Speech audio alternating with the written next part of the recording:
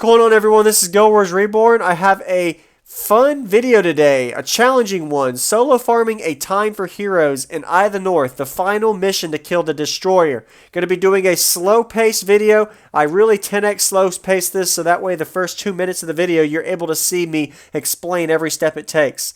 I've seen a lot of other videos and all of them are really fast paced. I figured I'd do this in slow pace. I had somebody message me the other day that needed help with this as well as wanted to know how to solo it, and I taught him, so I figured I'd make a video on it. So be sure to give a thumbs up if you haven't already. Going to be explaining it in great detail.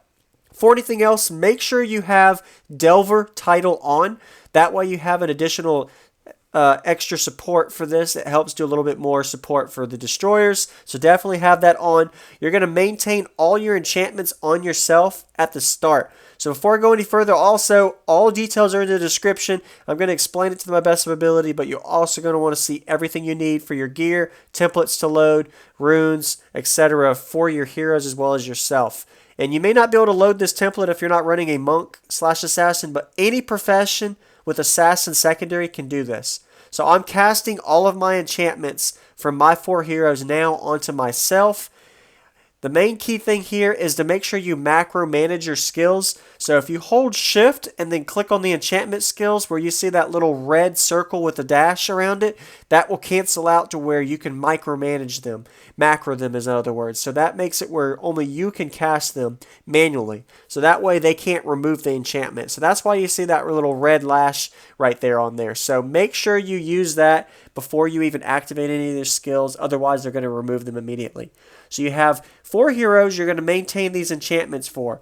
Once you cast all the enchantments on you, the main ones you need to cast are Retribution, Essence Bond, Holy Grail, Protective Bond, etc., Watchful Spirit. All of those, you'll see all the build templates in the description. You maintain those, and then you disable all maintain enchantments, so Orders and Paragon Shouts. So that way you don't have to worry about them casting those or removing them. We're going to get to the area to prep and flag the heroes as well. So some of the counter things I want to mention before I even get to this is make sure anytime that the boss destroyer we're going to be killing uses Lava Wave, you need to erupt it. And how do you erupt it is you move like a dwarf. You got to have that skill. If you don't have you move like a dwarf, I personally, as this setup with the assassin, I have skill 6 is disrupting dagger. I use that to erupt the skill instead. So you can use that as well when you do it.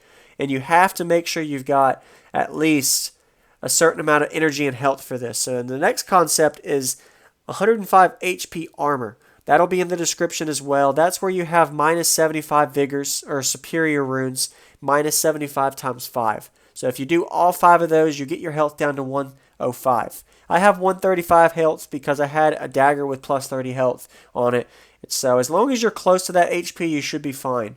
And I've seen a lot of people do this with only 3 heroes.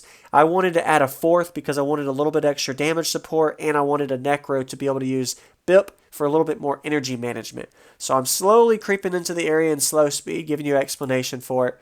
Another thing you want to note is I put a link in the description for Guild Wars PVX Wiki where it has a variant for every profession at any/assassin, so you can try this with different professions as a reference to use as well.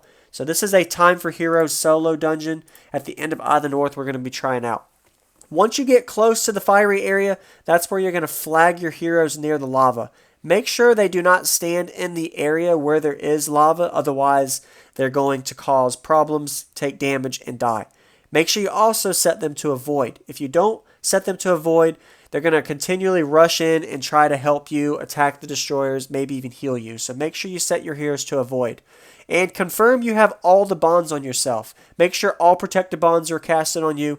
And the other thing I forgot to mention is make sure you cast protective bonds prior to using life barrier for that one hero when you cast on you. Otherwise, it might not trigger everything. And it'll help micromanage with blood ritual on that 3rd hero, which helps save energy as well as making sure you have enough energy, which is, I put in the description, you need radiant Insignias to give you an energy boost as well as high energy staff sets for your heroes. That way they can maintain all of their energy. If they run out of energy, you will lose your bonds and you don't want that.